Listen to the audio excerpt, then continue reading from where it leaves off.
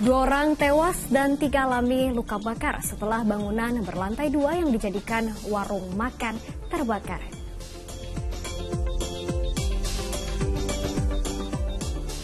Diduga hilang kendali, mikrobus yang membawa 9 orang penumpang terjun ke jurang sedalam 50 meter.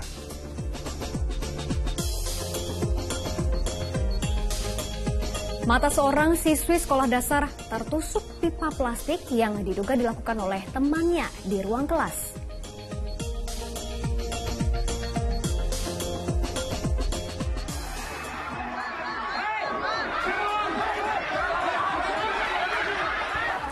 Baku hantam dan saling serang antar warga terjadi di pertandingan sepak bola.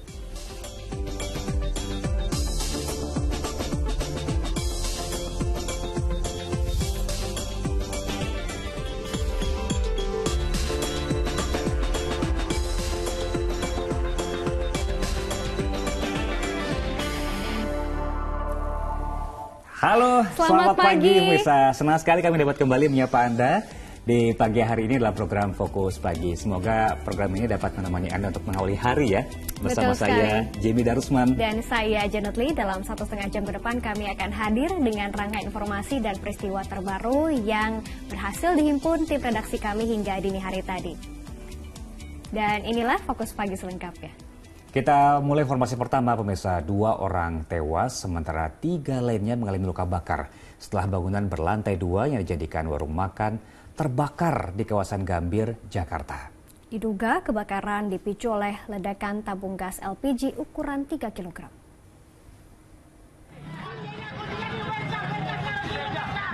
Kobaran api menghanguskan bangunan berlantai 2 yang dijadikan warung makan di Jalan Setiakawan Roksi, Gambir, Jakarta Pusat Kamis siang. Tiupan angin yang cukup kencang menyebabkan api sulit dikendalikan dan dengan cepat menghanguskan seluruh bangunan, bahkan merembet ke bangunan di sebelahnya yang dijadikan tempat fotokopi.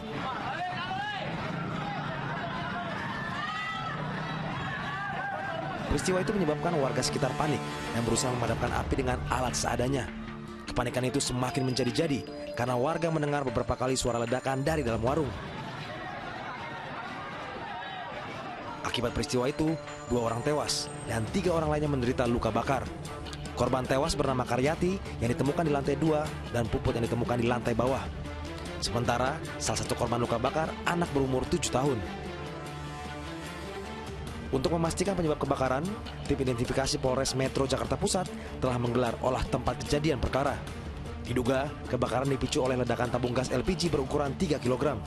Dari kebakaran tersebut mengakibatkan 2 orang meninggal dunia di tempat. Puput 21 tahun dan Taryati 39 tahun. Serta ada 3 orang lagi luka bakar, ya, diantaranya RV 7 tahun, kemudian Selamat dan Darkian. Ya, ketiganya saat ini masih menjalani perawatan. Jasad kedua korban telah dievakuasi ke kamar jenazah Rumah Sakit Cipto Mangunkusumo. Sementara 3 korban luka bakar dilarikan ke rumah sakit. Abdul Haris melaporkan dari Jakarta. Kobaran api melalap sebuah bengkel di Muna, Sulawesi Tenggara hingga menghanguskan sebuah mobil pickup dan 10 sepeda motor. Ya, sementara itu diduga akibat korsleting, sebuah rumah di Tuban, Jawa Timur ludes terbakar.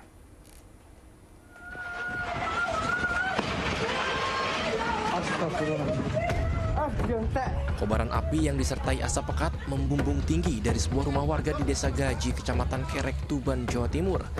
Si jago merah dengan cepat melumas habis rumah beserta isinya. Kebakaran Kamis siang itu membuat warga sekitar panik dan berusaha memadamkan dengan alat seadanya agar api tak merembet ke bangunan lain. Api berhasil dijinakan setelah 4 unit mobil pemadam kebakaran Pemkab Tuban diterjunkan ke lokasi kejadian. Dugaan sementara kebakaran muncul dari steker listrik yang bercabang dan menimbulkan percikan api. Kalau memasang listrik ataupun menggunakan listrik, jangan pakai colokan yang di situ colokan itu dipakai untuk lebih dari 3, minimal 2 lah. Karena apa? Kalau lebih dari 3 itu walaupun di luar kelihatan nggak apa-apa, di dalamnya itu terjadi pemuaian terhadap kabel itu karena panas.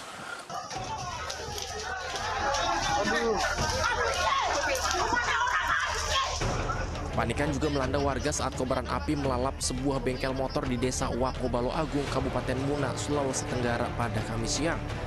Cuaca panas dan angin kencang membuat api dengan cepat membesar dan menghanguskan 10 sepeda motor serta sebuah mobil pick-up. Polisi yang menyelidiki menduga kebakaran akibat gas yang keluar dari selang tabung gas LPG yang bocor saat digunakan untuk menambal ban. Yang mana selang dari tabung ke gas itu bocor, sehingga pada saat melakukan pembakaran plat untuk digunakan untuk tempel ban itu terbakar seketika. Tidak ada korban jiwa dalam kebakaran tersebut, namun kerugian diperkirakan mencapai ratusan juta rupiah. Tim Liputan melaporkan. Di informasi lain, sebuah truk bermuatan sayur terbakar di pasar agrobisnis Pelausan, Magetan, Jawa Timur. Kobaran api yang besar membuat warga panik. Tidak hanya itu, para pedagang dan juga pengunjung pasar juga ikut panik.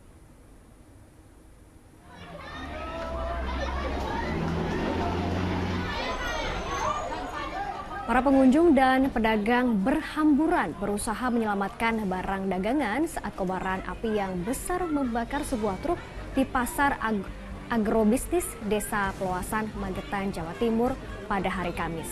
Dengan peralatan seadanya, warga berusaha memadamkan api dari truk yang hendak mengangkut sayur mayur tersebut. Api sulit dikendalikan sehingga merembet ke bagian belakang truk. Awalnya sopir truk diteriaki para pedagang karena saat melintas, api tiba-tiba muncul dari bagian tengah badan truk. Mengetahui truknya terbakar, pengemudi langsung turun menyelamatkan diri. Sementara penyebab kebakaran masih diselidiki. Menyelamatkan diri sendiri. Takut meledak gitu. Iya, takut meledak gitu. Terus sama sopirnya itu kabinnya mobil itu dibuka. Terus? Dia langsung bul kan, atasnya kan terpal. Terpal kan sama pasti kan meleleh ke dalam mobilnya itu. Sebuah truk tangki pengangkut BBM menabrak truk pengangkut kayu di Jalan Tol Cipali, Purwakarta, Jawa Barat. Insiden itu mengakibatkan 1 orang tewas.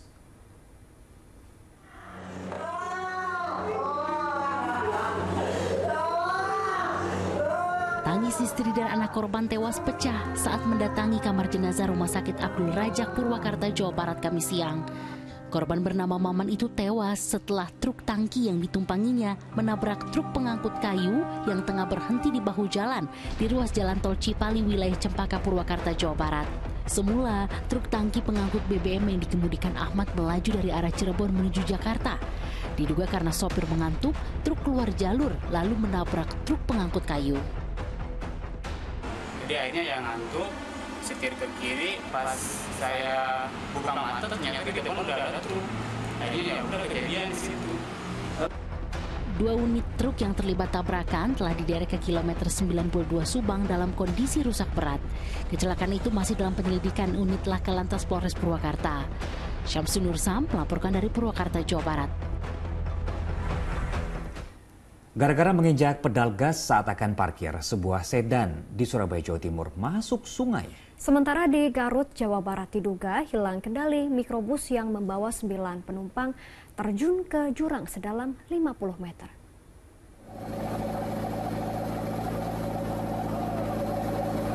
Petugas mengevakuasi mikrobus yang masuk jurang sedalam 50 meter di Jalan Sodong, Gunung Gelap, Kabupaten Garut, Jawa Barat, Kamis pagi. Sopir dan 9 penumpang mikrobus mengalami luka dan langsung dilarikan ke Puskesmas Cikajang. Setelah ditangani tim medis, para korban kemudian diperbolehkan pulang. Kecelakaan lalu lintas itu diduga karena sopir hilang kendali setelah mengalami remblong.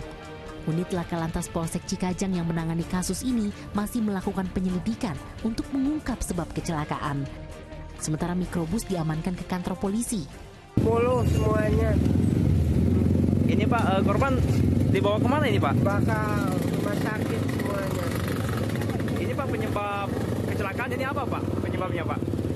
Penyebabnya nggak tahu proses kecelakaannya tuh. Cuman dia hilang kendali. Terus. Sementara itu, petugas Dinas Pemadam Kebakaran Surabaya mengevakuasi sebuah sedan yang terperosok ke sungai di tepi Jalan Arif Rahman Hakim di Surabaya, Jawa Timur Kamis siang. Mobil yang dikemudikan seorang wanita itu jatuh ke sungai saat hendak parkir di dekat lokasi kejadian. Pengemudi yang hendak menginjak pedal rem malah menginjak pedal gas sehingga mobil melaju dan menabrak pagar lalu masuk ke sungai. Kejadiannya pas waktu mau parkir itu ke belakangan. Mundur. Nah, itu orangnya katanya agak pusing yang nyetir. Terus dia salah puncak antara rem dan gas. Puncak gas akhirnya masuk ke belakang. Tidak ada korban jiwa dalam peristiwa itu, namun pengemudi mobil sempat terguncang akibat kejadian itu. Tim Liputan melaporkan.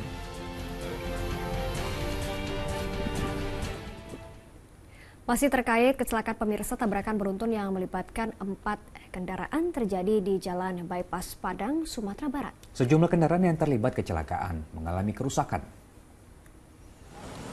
4 unit kendaraan terlibat tabrakan beruntun di Jalan Bypass, Kecamatan Kutu Tanga, Padang, Sumatera Barat pada Kamis petang. Dalam insiden ini, 1 unit mobil rusak parah, sedangkan 3 lainnya hanya mengalami kerusakan ringan. 4 mobil yang terlibat tabrakan beruntun yakni mobil pembawa gas LPG, minibus, mobil pengangkut ayam, dan juga truk Fuso. Belum diketahui penyebab terjadinya tabrakan beruntun dan tidak ada korban jiwa dalam peristiwa ini. Kecelakaan sempat menyebabkan kemacetan panjang dari arah Teluk Bayur menuju flyover BIM.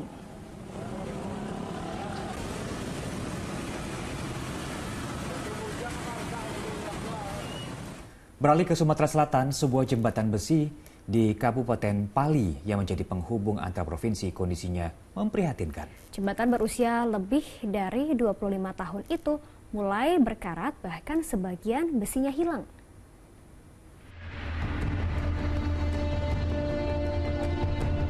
Seperti inilah kondisi jembatan besi yang berada di Desa Sungai Ibul, Kabupaten Pali, Sumatera Selatan. Nampak besi penyangga jembatan banyak yang rusak dan berkarat, bahkan besi lantai ada yang hilang. Untuk melintas di atas jembatan sepanjang 30 meter lebih itu, pengemudi harus ekstra hati-hati karena kerap terjadi roda kendaraan masuk ke dalam sela lantai yang berlubang. Meski cukup membahayakan, warga terpaksa melintas karena jembatan inilah yang menjadi penghubung menuju ke jalan lintas provinsi. Jika tak melewati jembatan ini, warga harus menempuh jalur yang lebih jauh dan memakan waktu tempuh yang lama untuk menuju ke kota. Jembatan ini sudah rusak, sudah lebih kurang puluhan tahun. Oleh karena itu, berhati-hati kepada para pengguna jalan untuk berhati-hati melewati jembatan ini. Jembatan ini adalah penghubung antara 2 kecamatan, bahkan merangkul 4 kecamatan sekaligus di Kabupaten Mokolabab Lamatang Ilir ini. Warga berharap pemerintah Kabupaten Pali segera memperbaiki jembatan ini. Sebab jika kondisi terus dibiarkan, dikhawatirkan jembatan akan roboh sehingga mengganggu roda perekonomian masyarakat. Dedi Irwansyah melaporkan dari Kabupaten Pali, Sumatera Selatan. Kita beralih ke informasi lain. Kejar-kejaran mewarnai penangkapan seorang pria yang diduga PMKS oleh petugas pelayanan pengawasan dan pengendalian sosial atau P3S di perempatan Jalan RE Marta Dinata, Ancol, Jakarta Utara. Pria itu diamankan setelah adanya laporan warga karena kerap mengganggu ketertiban umum, terutama pada pengendara yang melintas.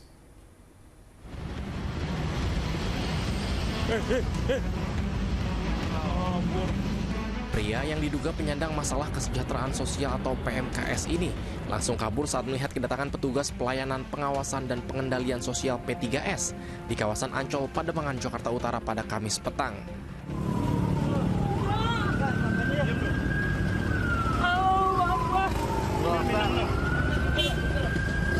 Aksi kejar-kejaran pun terjadi lantaran pria itu terus berlari saat hendak ditangkap.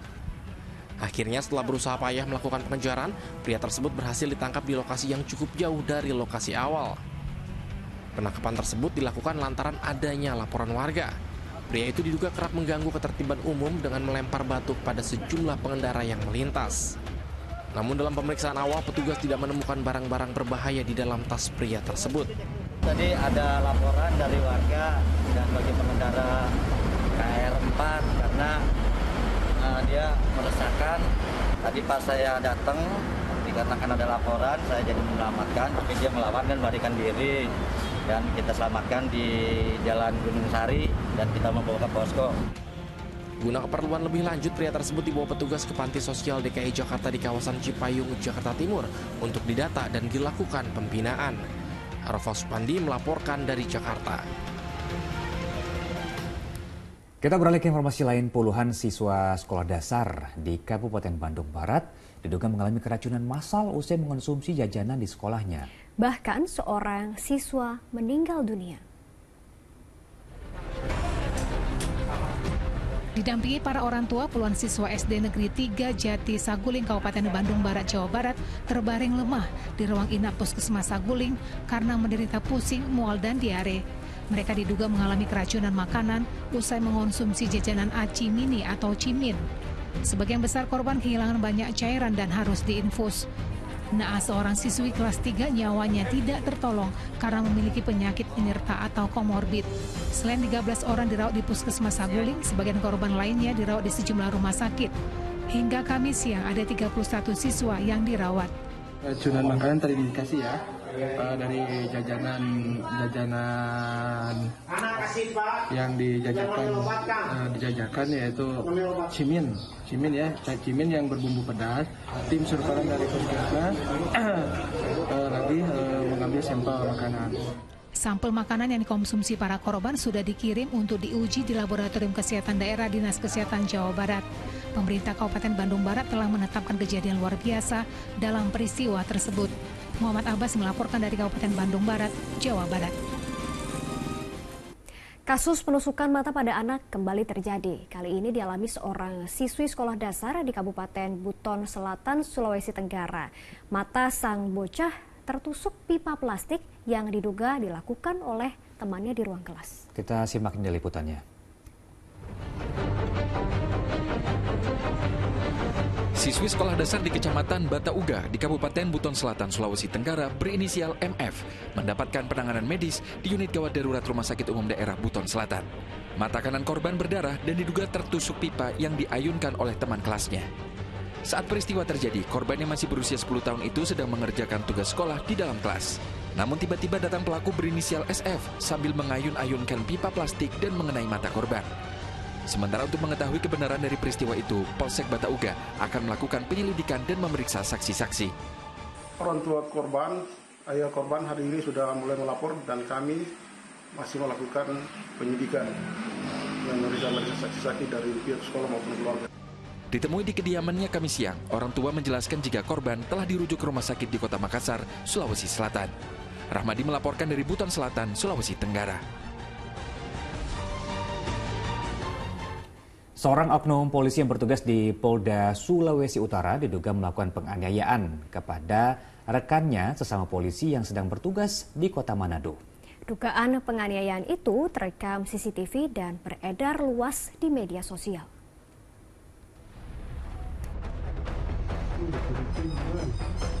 Video adegan pemukulan yang diduga dilakukan oleh seorang oknum polisi yang bertugas di Polda Sulawesi Utara kepada sesama anggota Polri, yaitu Aibtu JS yang bertugas di Polresta Manado, beredar luas di media sosial.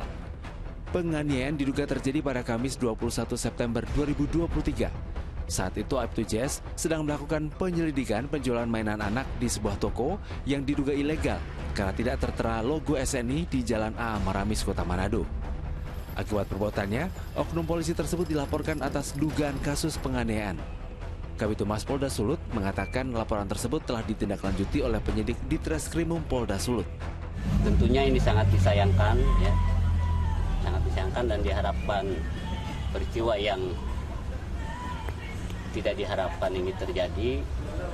Oleh karenanya, atas video yang beredar ini, kami berharap masyarakat dapat melihatnya secara baik bahwa ini adalah persoalan atau perkara antara yang diduga oleh oknum anggota Polri dengan anggota Polri lainnya dan tidak membuat opini yang menggeneralisasikan peristiwa ini.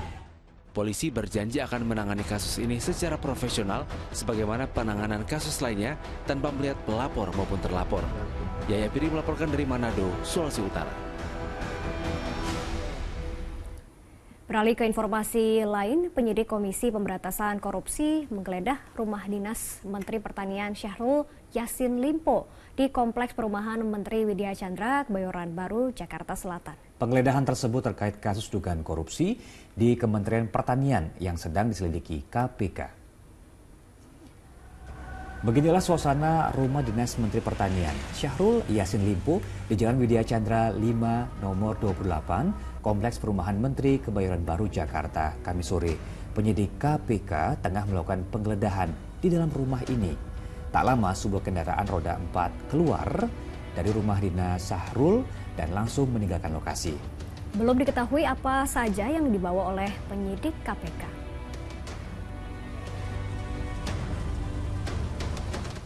Hingga Kamis malam, rumah dinas Menteri Pertanian Syahrul Yassin Limpo yang berada di kawasan Widya Chandra dipenuhi oleh awak media.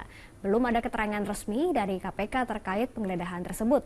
Sebelumnya KPK juga telah memeriksa 49 orang aparatur sipil negara Kementerian Pertanian, termasuk Syahrul Yassin Limpo. Hal ini diduga berkaitan dengan kasus jual beli jabatan yang terjadi di lingkungan Kementerian Pertanian.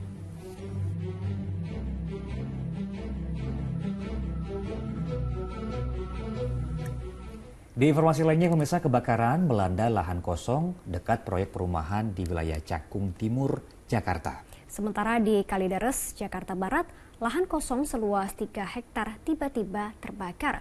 Warga yang berada di sekitar lahan panik karena api terus mendekat ke pemukiman. Warga yang berada di Jalan Raya Daan Mogot, Kalideres, Jakarta Barat mencoba membantu memadamkan api yang membakar lahan kosong seluas 3 hektar Kamis siang. Warga panik lantaran api yang membesar kian mendekati permukiman mereka. Dugaan sementara kebakaran berasal dari pembakaran sampah yang kemudian ditinggal pergi oleh warga. Terbakar, dugaan awal penyebab kebakaran dari tabunan. Informasi awal seperti itu, yang terbakar alang-alang luas yang terbakar kurang lebih 3 hektar. Api berhasil dipadamkan 2 jam kemudian setelah 11 unit mobil pemadam kebakaran diterjunkan ke lokasi. Di Jakarta Timur, suhu panas yang ekstrim mengakibatkan lahan kosong di dekat permukiman mewah di Cakung Timur terbakar. Kobaran api bahkan nyaris merambat ke rumah klaster yang masih dalam proses pengerjaan. Belum diketahui penyebab kebakaran, namun kuat dugaan kebakaran akibat cuaca sangat panas di area alang-alang dan ranting kering menimbulkan percikan api. Api berhasil dipadamkan setelah 12 unit mobil pemadam kebakaran dengan 60 personel tiba di lokasi. Tim Liputan melaporkan. Sementara di Kabupaten Goa, Sulawesi Selatan, kawasan hutan pinus seluas 8 hektar terbakar. Ya, di lokasi lain kebakaran hutan dan lahan di Palangkaraya, Kalimantan Tengah juga kian parah. Sejumlah petugas damkar nyaris pingsan karena kehabisan oksigen saat upaya pemadaman. Asap juga mengakibatkan sejumlah jadwal penerbangan jadi terganggu. Kobaran api kembali menghanguskan lahan gambut di kawasan Sinar, Kota Palangkaraya, Kamis siang. Petugas Satgas Karhutla kewalahan memadamkan api karena kencangnya tiupan angin dan kondisi lahan yang kering membuat api lebih dulu cepat meluas. Sejumlah petugas sempat terkepung asap tebal saat memadamkan api. 3 personel nyaris pingsan dan harus dievakuasi menggunakan alat bantu oksigen. Dan ada beberapa yang akhirnya tumbang karena menghirup asap dari kebakaran hutan dan lahan ini. Akibat asap kebakaran ini, 3 jadwal penerbangan pesawat di Bandara Cilikriwut, Palangkaraya terganggu. Tadi schedule-nya jam berapa, Mbak? Jam 9. Jam 9, tapi pada akhirnya berangkat? Jam 12 kurang. Jam 12 kurang. Kalau untuk alasan dari maskapai itu apa, Mbak? Cuaca. Kabut asap ya, Mbak? Iya. Hingga kini kabut asap akibat karhutla masih menyelimuti kota Palangkaraya. Para pengendara diminta berhati-hati mengingat jarak pandang terbatas akibat tebalnya asap. Di Kabupaten Goa, Sulawesi Selatan, 8 hektar hutan dan lahan di kawasan wisata pohon pinus Malino terbakar. Kondisi yang gersang ditambah kencangnya tiupan angin membuat api cepat meluas. Asap yang tebal bahkan menyulitkan petugas mencapai titik api kebakaran. Kemudian karena kita khawatirkan meluas, apalagi masuk dalam kawasan hutan pinus dan juga terbanyak banyak area perumahan, Nah, untuk mengakhiri itu kami backup kembali dengan mengirim lagi 1 unit ke rumah ini. Warga sempat panik karena kobaran api nyaris mendekati permukiman. Beruntung api berhasil dikendalikan. Tim Liputan melaporkan. Lapak pembuatan arang di Lubang Buaya, Jakarta Timur akhirnya disegel petugas Satpol PP Jakarta. Berdasarkan Perda DKI, tempat pembuatan arang ini dianggap menimbulkan pencemaran udara. Sejumlah petugas Satpol PP Kota Jakarta Timur mendatangi lapak pembuatan arang di kawasan Lubang Buaya, Kecamatan Cipayung, Jakarta Timur. Setelah bertemu pemilik lapak usaha, petugas langsung melakukan penyegelan dengan menempel stiker dan pemasangan garis Pol PP di sekitar bangunan. Penyegelan ini dilakukan karena lapak pembuatan arang dianggap menimbulkan pencemaran udara. Sementara itu dari laman resmi Dinas Lingkungan Hidup LHK DKI Jakarta pada Kamis siang, indeks standar pencemaran udara terburuk di ibu kota, salah satunya berada di wilayah Lubang Buaya, Cipayung, Jakarta Timur. Tercatat angka partikel halus 2,5 sebesar 220 atau kualitas udara sangat tidak sehat.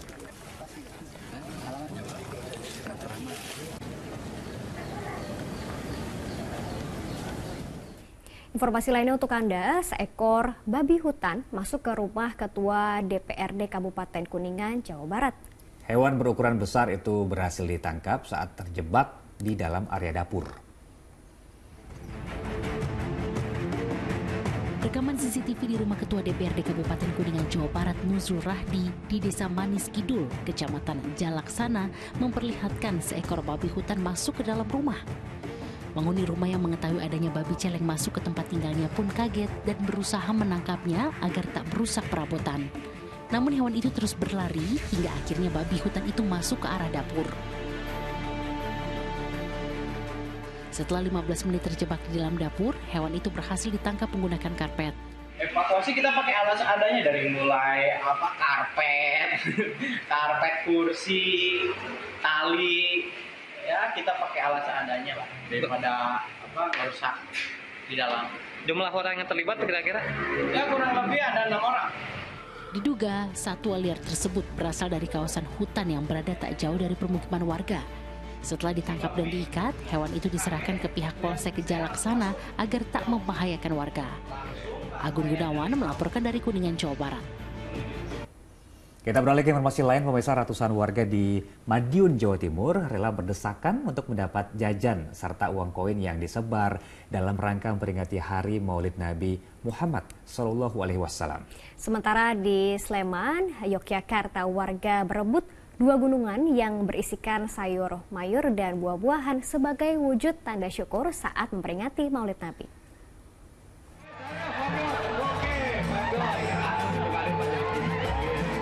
Warga Padukuhan Mayan, Maguharjo, Sleman, Yogyakarta berdesak-desakan berebut gunungan yang berisikan hasil bumi, yakni sayur mayur dan buah pada Kamis sore. Dari ibu-ibu hingga anak-anak tampak antusias mengikuti perayaan Maulid Nabi atau hari kelahiran Nabi Muhammad. Kegiatan ini sekaligus untuk melestarikan merti dusun. Alhamdulillah untuk kegiatan hari ini adalah kirab budaya gunungan. Ini baru pertama kali kita mengadakan berangkaian dengan acara upacara adat merti dusun.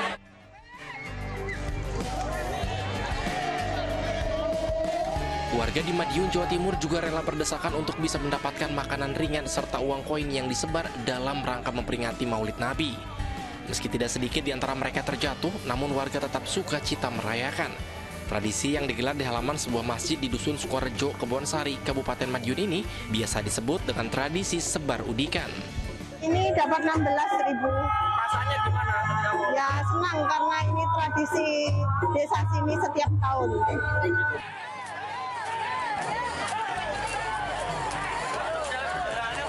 Belasan santri di Purworejo, Jawa Tengah merayakan Maulid Nabi Muhammad dengan menaiki kuda yang menari sambil berkeliling kampung.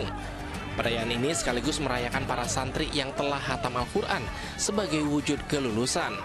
Ratusan warga tumpah ruah menyaksikan kirab para santri yang berkeliling sejauh 3 km. Sedikitnya terdapat 15 santri yang hatam Al-Quran dan diberi hadiah dengan diarak keliling kampung naik kuda sambil menari. Tim Liputan melaporkan.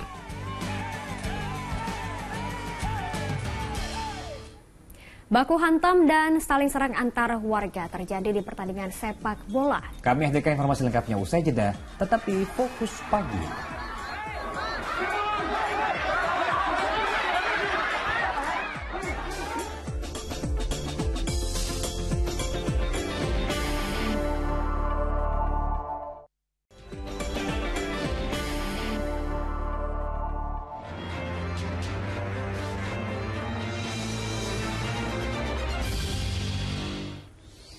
Anda kembali menyaksikan Fokus Pagi bersama saya Janet Lee. Sebuah pertandingan sepak bola di Kecamatan Nagrek, Kabupaten Sukabumi, Jawa Barat berakhir ricuh.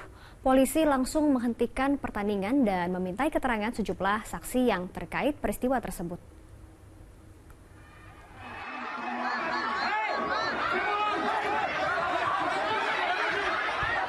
Video amatir warga merekam kejadian saat terjadi baku hantam dan saling serang antar warga di pertandingan sepak bola dalam rangkaian HUT ke-78 RI di Kecamatan Nagrek, Kabupaten Sukabumi, Jawa Barat. Pertandingan sepak bola tersebut digelar di lapangan Cisarua. Entah apa penyebabnya, salah satu klub sepak bola menyerang warga dan ofisial lain sehingga terjadi keributan. Akibat kericuhan, pihak kepolisian sektor Nagrek menghentikan semua pertandingan.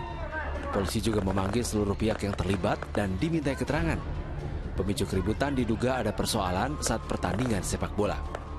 Kami tidak ada pemberitahuan ataupun tembusan, apalagi kami memberikan rekomendasi untuk dilaksanakan sepak bola. Jadi untuk kompetisi tersebut belum ada izin kemarin? Sampai saat ini saya sebagai Kapolsek Nagrek tidak ada tembusan pemberitahuan, apalagi ada izin rekomendasi dari kita bisa dilaksanakan sepak bola. Awalnya pertandingan berjalan seperti biasa, namun situasi memanas mendekati waktu habis di babak kedua dengan hasil imbang untuk kedua tim sepak bola. Polisi masih menyelidiki penyebab kericuhan. Asep Didi melaporkan dari Kabupaten Sukabumi, Jawa Barat. Aksi kejar-kejaran mewarnai penangkapan komplotan spesialis pembobolan rumah indekos mahasiswa di Kota Makassar, Sulawesi Selatan. Petugas mengamankan 2 di antara 3 pencuri dan menyita barang bukti berupa senjata tajam dan juga anak panah.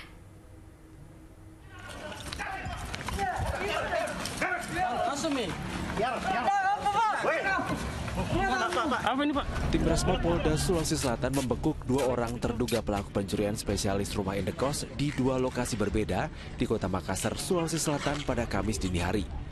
Kedua pencuri sempat melawan saat akan ditangkap petugas.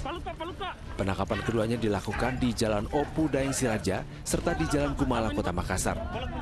Namun saat akan membekuk terduga pelaku ketiga yang tak jauh dari lokasi kedua, polisi pun terkecoh lantaran pelaku yang identitasnya sudah diketahui baru saja melarikan diri dengan sepeda motornya. Selain mengamankan 2 di antara 3 komplotan spesialis pembobol rumah indekos, petugas juga menyita senjata tajam berupa anak panah busur yang kerap dibawa oleh komplotan saat beraksi. Kita melakukan penangkapan terhadap pelaku curat di Jalan Opu Daeng Siraja. Selanjutnya kami melakukan interogasi dan pelaku mengakui dia melakukan pencurian bersama 2 orang rekannya. Untuk mempertanggungjawabkan perbuatannya, 2 pencuri dibawa ke Posko Resmo Polda Sulawesi Selatan. Mereka terancam hukuman 6 tahun penjara. Rai Sabun melaporkan dari Makassar, Sulawesi Selatan. Aksi kejahatan bisa terjadi di mana saja, bahkan di tempat ibadah sekalipun. Di Tebet, Jakarta Selatan, seorang wanita bercadar mencuri sebuah ponsel dan dompet milik jemaah yang sedang beribadah di masjid. Kamera pengawas ini merekam kedatangan seorang wanita berbusana muslim ke salah satu masjid di Jalan Barat Tebet, Jakarta Selatan. Wanita yang mengenakan jilbab dan cadar itu kemudian langsung menuju sebuah pilar masjid tempat para jemaah wanita menyimpan barang-barang mereka. Terduga pelaku kemudian mengambil dompet berisi telepon genggam dan barang berharga lainnya milik salah seorang jemaah. Beberapa jemaah lain tidak ada yang curiga dengan gerak-gerik terduga pelaku dan tertipu dengan busana yang dikenakannya. Pencurian ini baru diketahui setelah korban selesai sholat dan baru menyadari jika dompet dan ponsel di dalam tasnya raib. Berbekal kamera CCTV, korban telah melaporkan kejadian ini ke polisi. Ketika menjelang sholat asar itu, korban ini kurang waspada sehingga barang pribadinya tidak dijaga. Jadi di saat itu pelaku melakukan tindak kejahatannya dengan mengambil dompet yang ada di tas seperti itu. Seorang penjaga toko emas di Desa Kaligentong, Kecamatan Gladasari, Boyolali, Jawa Tengah terluka karena ditusuk pisau oleh perampok saat berupaya menggagalkan perampokan di toko emas. Perampok yang beraksi seorang diri ini kabur tanpa membawa barang berharga. Aparat Polres Boyolali, Jawa Tengah pada Kamis malam melakukan olah TKP di sebuah toko emas di Jalan Raya Boyolali, Ampel, Desa Kaligentong, Kabupaten Boyolali, Jawa Tengah. Karena pada Kamis sore telah terjadi percobaan perampokan yang digagalkan penjaga toko. Korban terluka karena ditusuk pisau oleh perampok. Terduga pelaku yang beraksi seorang diri awalnya masuk ke dalam toko saat toko emas akan tutup. Ia memaksa masuk dengan alasan ingin membeli perhiasan. Para penjaga yang curiga kemudian mengemasi perhiasan yang ada di etalase. Pria itu kemudian mengambil senjata tajam yang telah disiapkan di pinggangnya, lalu menusuk seorang penjaga secara membabi buta. Usai menganiaya korban, ia kabur dari toko. Sementara korban dilarikan ke rumah sakit untuk mendapatkan perawatan medis. Istri saya keluar, ada rampok, terus saya sama teman sini langsung lari sana, lihat dalam, katanya orangnya sudah keluar, bosnya, tajiknya itu, ya itu. Oh berarti kui mau, pulang itu langsung saya kejar. Pelaku berapa orang, Mas? Satu orang. Satu orang aja? Ya, pakai jaket hitam, topi hitam. Untuk kerugian material sementara belum ada. Menurut keterangan dari korban, tidak ada kerugian sama sekali. Pak, kronologinya gimana? Kronologinya, pelaku pura-pura akan membeli emas, namun tidak jadi. Akhirnya terjadi keributan dengan penjaga toko emas dan toko emas sempat ribut dan akhirnya ditusuk, kemudian pelaku melarikan diri. Aksi percobaan perampokan toko emas tergolong nekat karena perampok melakukan aksinya saat kondisi sekitar toko ramai oleh lalu lalang masyarakat. Yulianto melaporkan dari Kabupaten Boyolali, Jawa Tengah. Kita beralih ke informasi lain, tim Direktorat Narkoba Polda Metro Jaya menyergap penghuni sebuah rumah di Desa Ujung Drien, Kabupaten Aceh Barat. Rumah ini diduga jadi tempat kurir narkoba bertransaksi sabu-sabu. Petugas gabungan dari Polda Metro Jaya dibantu anggota Polres Aceh Barat sudah mengepung rumah tersangka. Seorang petugas mencoba masuk melalui pintu depan dan berhasil menyergap dua penghuninya.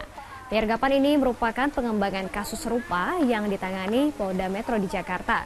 Polisi menangkap NA dan menyita sejumlah kontainer berisi 165 kg sabu-sabu yang baru diselundupkan dari Malaysia. Hingga saat ini polisi belum memberikan keterangan resmi terkait kasus tersebut.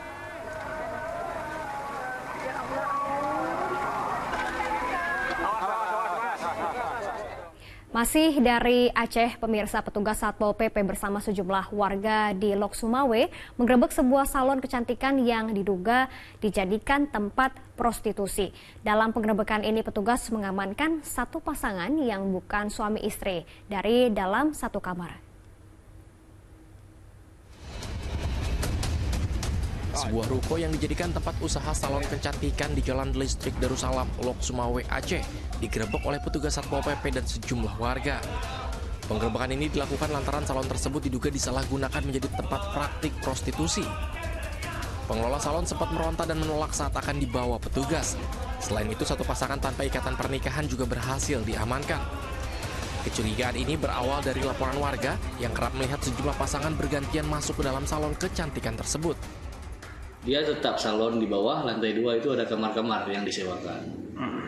Saat penggerebekan sendiri apakah ada terjadi pelanggaran syariat di atas atau gimana? Kita dapat sepasang satu laki dan satu perempuan. Dalam satu bilik? Ya, dalam satu bilik. Petugas Satpol PP kini telah menyegel salon tersebut dan akan memeriksa pemilik salon. Jika ditemukan indikasi perdagangan manusia, maka petugas Satpol PP akan berkoordinasi dengan Polres Lok Sumawe untuk diproses hukum. Sementara itu, jika melanggar syariat Islam, maka akan diterapkan hukum kainun jinayah atau hukuman cambuk bagi pasangan non-muhrim maupun untuk penyedia tempat. Mukhtaruddin Yaakob melaporkan dari Lok Sumawe, Aceh. Warga Teluk Kenali, Kota Jambi digegerkan dengan penemuan jasad bayi perempuan di tempat pembuangan sampah. Fokus Pagi segera kembali.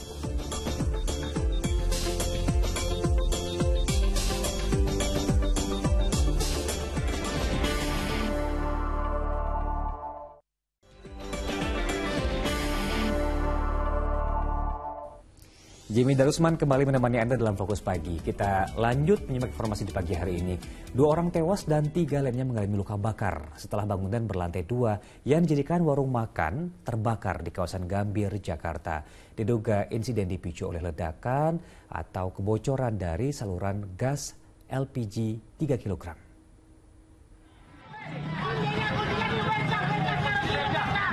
Kobaran api menghanguskan bangunan berlantai 2 yang dijadikan warung makan di Jalan Setiakawan Roksi, Gambir, Jakarta Pusat, Kamis siang. Tiupan angin yang cukup kencang menyebabkan api sulit dikendalikan dan dengan cepat menghanguskan seluruh bangunan, bahkan merembet ke bangunan di sebelahnya yang dijadikan tempat fotokopi.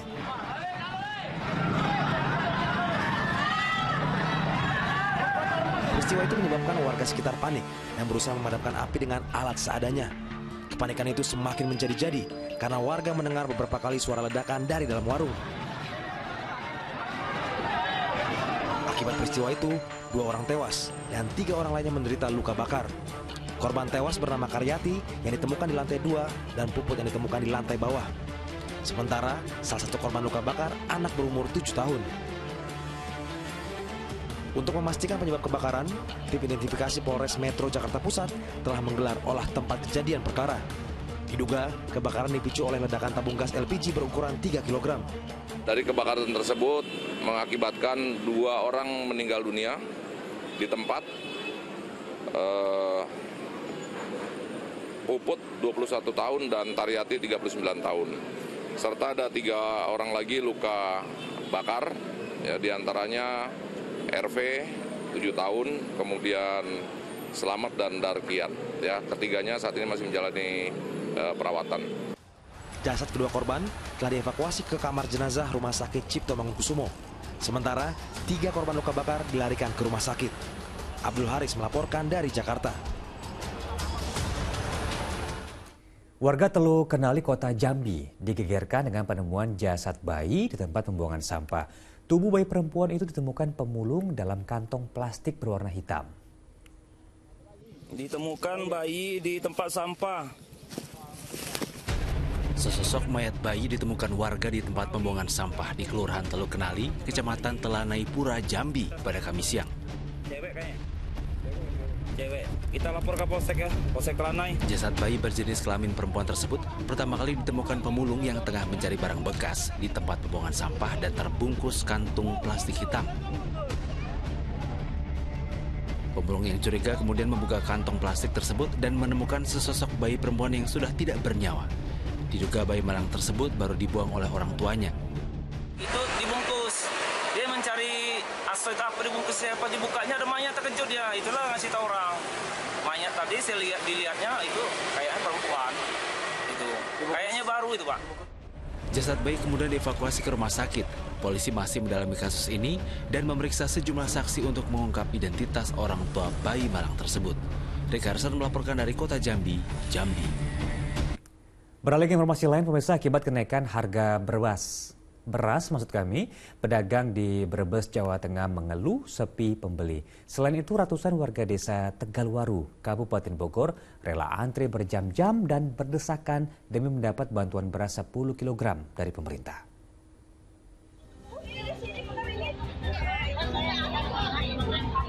Panas matahari tak diraukan oleh ratusan warga desa Tegalwaru, Kecamatan Ciampea, Bogor, Jawa Barat pada Kamis siang.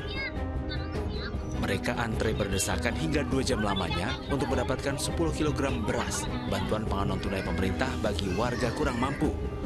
Warga penerima manfaat bersyukur ada bansos beras, mengingat saat ini harga beras mengalami kenaikan. Beras berapa kilo? 10. Dari mana? BPNT. Gimana Bu, menurut Ibu, kan beras sekarang ini mahal nih? Iya, Terus dapat beras gimana? Senang? Senang nggak dapat beras? Semangat ya. Sementara itu di Brebes, Jawa Tengah, kenaikan harga beras yang tidak terkendali dikeluhkan para pedagang beras. Saat ini, harga beras medium dijual Rp14.000 hingga Rp14.500 per kilogram. Sementara beras premium masih bertahan di Rp15.000 per kilogram. Hal ini menyebabkan penjualan beras sepi pembeli. Ini harga beras sudah mulai turun, apa masih mahal, Pak? Masih mahal. Medium berapa, Pak? 14.000. 14.500. Yang premium 15. Menurut pedagang, harga jual beras yang masih mahal karena harga pembelian beras dari usaha penggilingan padi dan gabah juga mahal. Tim Liputan melaporkan.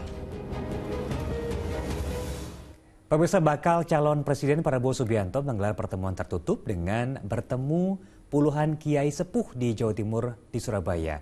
Sementara pasangan Anies Muhaimin mulai tancap gas dengan bersafari politik bersama saat berkunjung ke Jember, Jawa Timur. Pada balon lainnya, yakni Capres Presiden Ganjar Pranowo melakukan media visit ke redaksi SCTV Indosiar di Jakarta. Ganjar Pranowo melakukan pertemuan dengan para pemimpin redaksi media di bawah naungan MTech Group. Dalam kesempatan tersebut, Ganjar banyak bercerita tentang persiapannya jelang kontestasi Pilpres. Selain itu, Ganjar juga memastikan nama calon pendampingnya masih digodok tim koalisi, sehingga belum ada nama yang diputuskan. Tidak hanya Mister, tapi ada Mrs. X. Sebesar apa sih peluang pendamping Mas itu perempuan? Semuanya sama, bisa laki-laki, bisa perempuan. Tapi lebih kuat dengan perempuan atau dengan laki-laki sih, Mas? Sama-sama. Semua peluangnya sama. Kan kita mesti setara dalam soal gender. Sementara itu, bakal calon Presiden Prabowo Subianto bertemu dengan puluhan kiai sepuh Jawa Timur di salah satu hotel di Surabaya serta menggelar pertemuan tertutup. Usai acara, Prabowo enggan berkomentar apapun kepada awak media. Menurut Gus Kautsar, dalam pertemuan ini Prabowo hanya meminta restu, sementara soal cawapres diserahkan sepenuhnya pada Prabowo.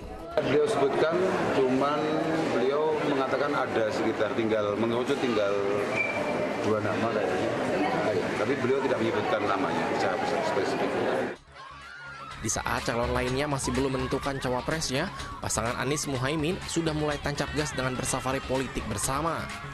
Saat berkunjung ke Jember, Jawa Timur, Anies dan Muhaimin optimis bisa mendulang suara di wilayah Tapal Kuda, Jawa Timur sebagai basis warga Nahdliin. Kemenangan PKB yang bagus di Tapal Kuda ini akan menuju kemenangan Amin.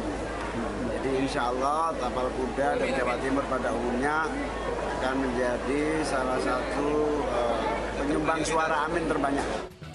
Selain di Jember, safari politik bersama Anies dan Muhaimin juga akan mendatangi sejumlah pondok pesantren di Banyuwangi, Jawa Timur.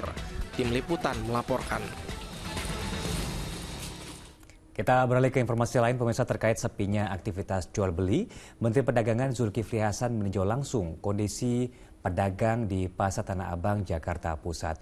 Pada kesempatan itu, Mendak juga kembali menegaskan soal larangan transaksi jual beli yang dilakukan di media sosial yang peruntukannya hanya untuk promosi semata. Menteri Perdagangan Zulkifli Hasan Kamis siang berdialog dengan sejumlah pedagang Pasar Tanah Abang, Jakarta Pusat.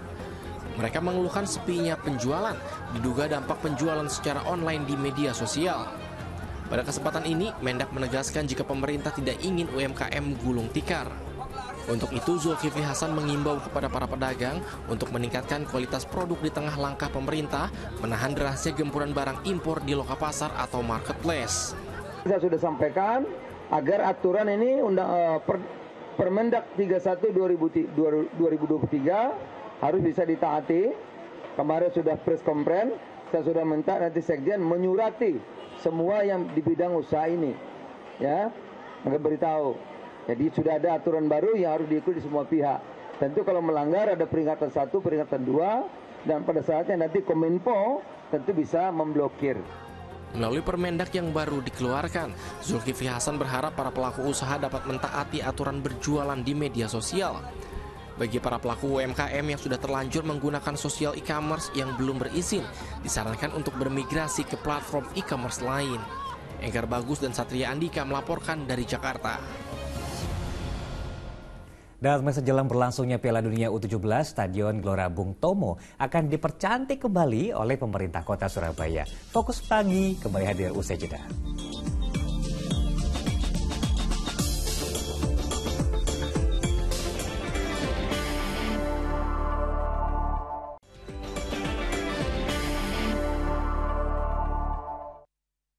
Terima kasih Anda kembali di Fokus Pagi, pemirsa, bersama saya Jamie Darusman. Dan saya Jen Nutli. Kita ke informasi yang pertama di segmen terakhir ini. Seekor babi hutan masuk ke rumah Ketua DPRD Kabupaten Kuningan, Jawa Barat. Hewan berukuran besar itu berhasil ditangkap saat terjebak di dalam dapur. Rekaman CCTV di rumah Ketua DPRD Kabupaten Kuningan, Jawa Barat, Nuzul Rahdi di Desa Manis Kidul, Kecamatan Jalaksana, memperlihatkan seekor babi hutan masuk ke dalam rumah. Penghuni rumah yang mengetahui adanya babi celeng masuk ke tempat tinggalnya pun kaget dan berusaha menangkapnya agar tak merusak perabotan. Namun hewan itu terus berlari hingga akhirnya babi hutan itu masuk ke arah dapur. Setelah 15 menit terjebak di dalam dapur, hewan itu berhasil ditangkap menggunakan karpet. Evakuasi kita pakai alat seadanya dari mulai karpet, kursi, tali, ya kita pakai alat seadanya lah daripada merusak di dalam. Jumlah orang yang terlibat kira-kira? Ya kurang lebih ada 6 orang. Diduga satwa liar tersebut berasal dari kawasan hutan yang berada tak jauh dari permukiman warga. Setelah ditangkap dan diikat, hewan itu diserahkan ke pihak Polsek Jalaksana agar tak membahayakan warga. Agung Gunawan melaporkan dari Kuningan, Jawa Barat. Di informasi lain, pemirsa, sebuah pertandingan sepak bola di Kecamatan Nagrak, Kabupaten Sukabumi, Jawa Barat berakhir ricuh. Polisi langsung menghentikan pertandingan dan memintai keterangan sejumlah saksi terkait peristiwa tersebut.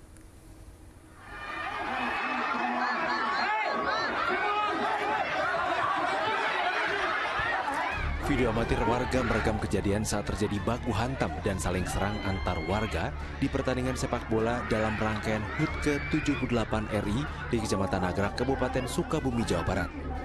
Pertandingan sepak bola tersebut digelar di lapangan Cisarua. Entah apa penyebabnya, salah satu klub sepak bola menyerang warga dan ofisial lain sehingga terjadi keributan. Akibat kericuhan, pihak kepolisian sektor Nagrak menghentikan semua pertandingan. Polisi juga memanggil seluruh pihak yang terlibat dan dimintai keterangan. Pemicu keributan diduga ada persoalan saat pertandingan sepak bola. Kami tidak ada pemberitahuan ataupun tembusan, apalagi kami memberikan rekomendasi untuk dilaksanakan sepak bola. Jadi untuk kompetisi tersebut belum ada izin kemarin? Sampai saat ini saya sebagai Kapolsek Nagrak tidak ada tembusan pemberitahuan, apalagi ada izin rekomendasi dari kita bisa dilaksanakan sepak bola. Awalnya pertandingan berjalan seperti biasa, namun situasi memanas mendekati waktu habis di babak kedua dengan hasil imbang untuk kedua tim sepak bola. Polisi masih menyelidiki penyebab kericuhan. Asep Didi melaporkan dari Kabupaten Sukabumi, Jawa Barat. Bali United akan menjamu Persikabo 1973 dalam lanjutan BRI Liga 1 pekan ke-14 di Stadion Kapten Iwayan Dipta Gianyar malam nanti. Bermain di depan pendukung fanatiknya, Serdatu Tridatu bertekad mengincar kemenangan untuk memperbaiki posisi mereka di klasemen sementara. Menghadapi Persikabo 1973, tim asuhan Stefano Cugura berlatih di pemusatan latihan Bali United di Pantai Purnama Gianyar pada Kamis sore. Gagal meraih poin penuh di laga terakhir menjadi evaluasi tim demi meraih 3 poin di kandang. Apalagi mereka akan bermain di hadapan pendukung fanatiknya di Stadion Kapten Iwayan Dipta. Kemenangan akan memperbaiki posisi Serdadu Tridatu yang saat ini berada di peringkat ke-11 klasmen dengan raihan 18 poin. Saya pikir bermain sudah tidak keras atau main di luar. Besok kita main di rumah, di Dipta. Kita harus kerja keras lagi, namanya Persikabo. Mudah-mudahan kita bisa main bagus, bisa menang. Tekad yang sama juga diusung tim tamu Persikabo 1973. Dalam laga tandang ini akan dimanfaatkan Laskar Pajajaran untuk meraih kemenangan. Apalagi dalam 5 laga terakhir mereka belum mampu meraih poin penuh. Meski menghadapi tuan rumah yang bermaterikan pemain berkualitas, pelatih Aji Santoso optimis tim asuhannya mampu meraih kemenangan. Raihan 3 poin diharapkan mampu mendongkrak posisi Persikabo di klasmen BRI Liga 1. Arianto Tapea melaporkan dari Gianyar, Bali.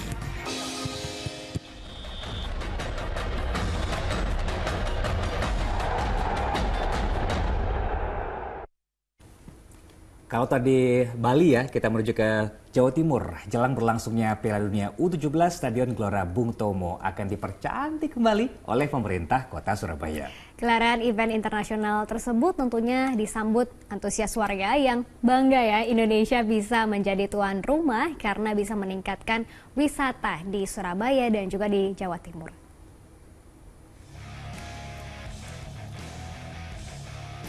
Stadion Gelora Bung Tomo rencananya bakal menjadi tempat pembukaan Piala Dunia U17 pada bulan November nanti. Untuk itu pemerintah Kota Surabaya terus memperbaiki lapangan serta berbagai sarana dan prasarana yang tersedia. Dan untuk fasilitas vital di stadion ini sudah memenuhi standar FIFA serta tak perlu perbaikan.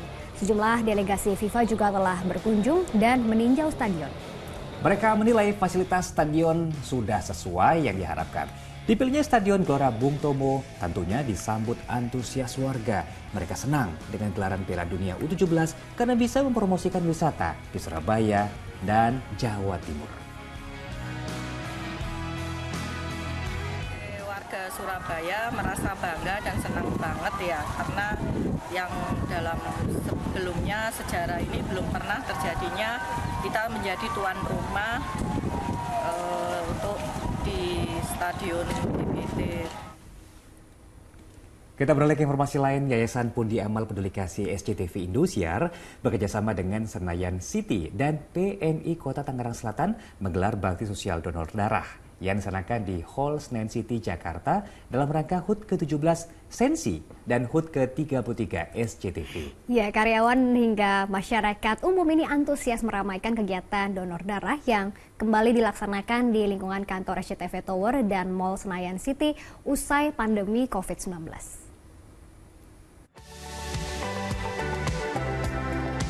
Dalam rangka ulang tahun ke-33 SCTV serta anniversary ke-17 Senayan City, Yayasan Pundi Amal Peduli Kasih SCTV Indosiar menggelar kegiatan donor darah dengan tema Give Blood, Give Plasma, Share Life, Share Often.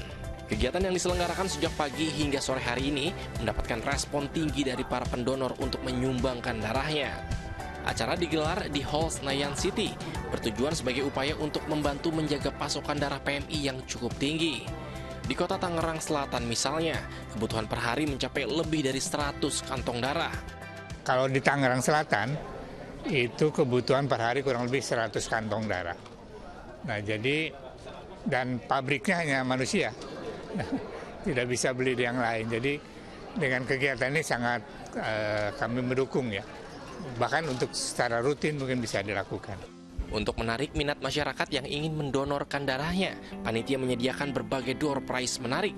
Kerjasama donor darah ini sudah rutin dilakukan antara YPP SCTV Indosiar dengan CSR Senayan City.